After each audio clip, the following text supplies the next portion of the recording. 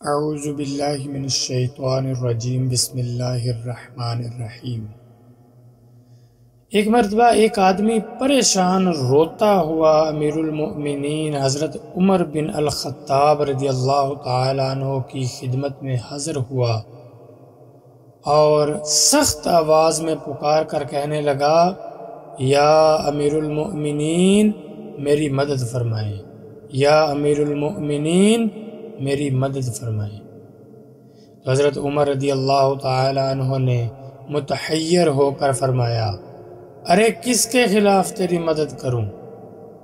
تو اس آدمی نے حضرت علی رضی اللہ تعالی عنہ کو اپنی نظر کا نشانہ بناتے ہوئے کہا، اس آدمی کے خلاف جو آپ رضی اللہ تعالی عنہ کے برابر بیٹھا ہوا ہے۔ تو حضرت عمر بن خطاب رضی اللہ تعالی عنہ نے حضرت علی رضی اللہ تعالی عنہ کی طرف دیکھا، پھر فرمایا، اے ابو الحسن اٹھو اور اپنے فریق کے برابر بیٹھ جاؤ۔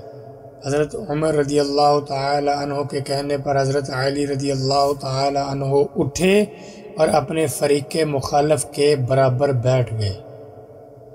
اس کے بعد دونوں نے باہمی مباحثہ کیا، پھر وہ شخص جو صاحب استغاثہ تھا واپس چلا گیا اور حضرت علی رضی اللہ تعالی عنہ اپنی جگہ پر امیر المؤمنین حضرت عمر رضی اللہ تعالی عنہ کے برابر آ کر بیٹھ گئے۔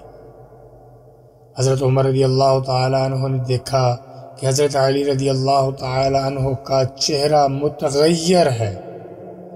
حضرت عمر رضی اللہ تعالیٰ عنہ نے دریافت فرمایا، اے ابو الحسن کیا بات ہے؟ آپ کا رنگ کیوں بدلا ہوا ہے؟ کیا آپ رضی اللہ تعالیٰ عنہ کو اس واقعہ سے ناگواری ہوئی؟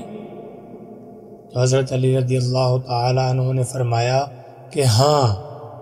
حضرت عمر رضی اللہ تعالیٰ عنہ نے پوچھا، آپ رضی اللہ تعالیٰ عنہ کو کس بات پر ناگواری ہوئی؟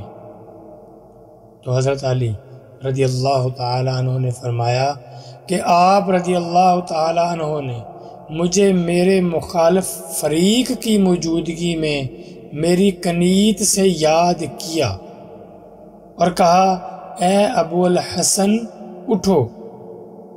آپ رضی اللہ تعالیٰ عنہ نے یوں کیوں نہیں کہا کہ اے علی رضی اللہ تعالیٰ عنہ اٹھو، اپنے فریق مخالف کے ساتھ بیٹھ جاؤ؟ تو فاروق اعظم رضی اللہ تعالی عنہ کا چہرہ دمک اٹھا، چہرہ پر خوشی کے آثار نمایاں ہو گئے۔ حضرت علی رضی اللہ تعالی عنہ کو آپ رضی اللہ تعالی عنہ نے گلے لگایا اور یہ کہتے ہوئے ان کو بوسہ دینے لگے، میرے ماں باپ تم پر فدا ہوں، تمہاری وجہ سے ہی اللہ سبحانہ و تعالی نے ہمیں ہدایت عطا فرمائی اور تمہاری وجہ سے ہی اللہ سبحانہ و تعالی نے ہم کو اندھیروں سے نکال کر روشنی عطا فرمائی۔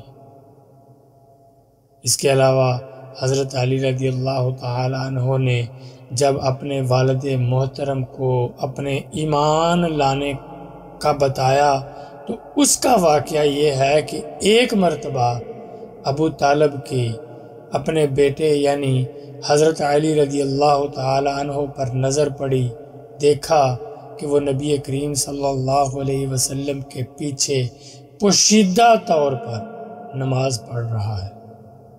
یہ پہلا موقع تھا جب ابو طالب کو اپنے چھوٹے بیٹے کے بارے میں معلوم ہوا کہ وہ بھی محمد صلی اللہ علیہ وآلہ وسلم کے پیروکاروں میں شامل ہو چکا ہے اور ان کے دین و مذہب کو قبول کر چکا ہے اور قریش کے معبودوں سے خود کو بہت دور کر چکا ہے۔ جب لڑکے نے نماز پوری کر لی، یعنی حضرت علی رضی اللہ تعالیٰ عنہ نے نماز پوری کر لی، تو اپنے والد کی جانب پامردی اور استقلال کے ساتھ متوجہ ہوا، یعنی حضرت علی رضی اللہ تعالیٰ عنہ اور بلا تامل پکار کر کہنے لگا ابا جان میں اللہ اور اس کے رسول صلی اللہ علیہ وسلم پر ایمان لے آیا ہوں اور میں نے نبی کریم صلی اللہ علیہ وسلم کے لائے ہوئے دین کی تصدیق اور اتباع کی ہے۔ ابو طالب نے کہا یاد رکھو یہ شخص یعنی آپ صلی اللہ علیہ وآلہ وسلم آپ رضی اللہ تعالیٰ عنہ کو خیر و بھلائی کی ہی دعوت دیتا ہے، بس اس کے دامن سے وابستہ رہو۔